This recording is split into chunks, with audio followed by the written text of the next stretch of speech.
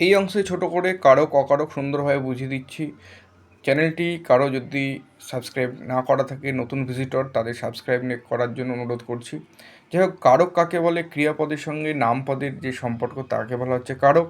আরেকটি হচ্ছে নামপদের সঙ্গে অন্য নামপদের যে সম্পর্ক তাকে বলা হচ্ছে অকারক।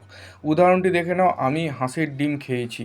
খেয়েছি হচ্ছে এখানে ক্রিয়া, হাঁসের সাথে ক্রিয়ার কোনো সম্পর্ক নেই, হাঁসের সাথে ডিমের সম্পর্ক, দুটি নামপদের সম্পর্ক, তাই এটি হাঁসের হচ্ছে অকারক। অকারক দুটি ভাগে ভাগ করা হয়, সম্বন্ধ পদ এবং সম্বোধন পদ। উদাহরণটি দেখে নাও। প্রথম উদাহরণটা, আমি রামের বাঁশি নিয়েছি, অর্থাৎ রামের বাঁশি নিয়েছি, নিয়েছির সাথে রামের কোনো সম্পর্ক নেই, বাঁশির সম্পর্ক আছে, তাই রামেরটা হচ্ছে সম্বন্ধ পদ। আর সম্বোধন পদ মানে যাকে কোনো কিছু অংশ সম্বোধন করা হয় যে শব্দ দিয়ে, তাকেই বলা, সেই শব্দের তলা আন্ডারলাইন করা থাকলে তাকেই বলা হয় সম্বোধন পদ। যেমন ওমা, তুমি কি শুনতে পাচ্ছ না? এখানে ওমা বলে সম্বোধন করা হচ্ছে, এর সাথে ক্রিয়ার কোনো সম্পর্ক নেই, এটি নামপদের সাথে সম্পর্ক, তাই এটি সম্বোধন। অবশ্যই সাবস্ক্রাইব করে নেবেন।